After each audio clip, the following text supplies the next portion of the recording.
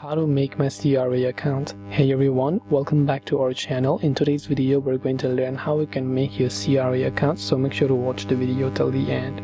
To make my CRA account, go to Canada CRA login and you'll find the first link, CRA sign-in services, or I'll make sure to drop this direct link in the description box below.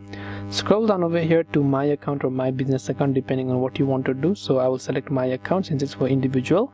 Now here you can simply go to option number 2, that is using a CRA user ID and password, then tap on the CRA register option.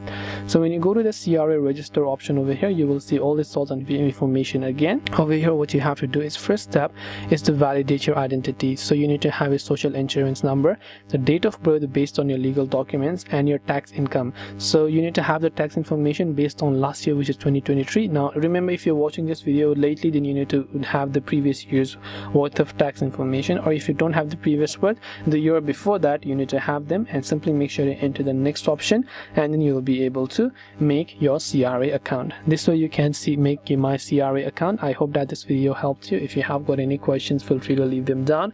Thank you for watching and see you in the next video.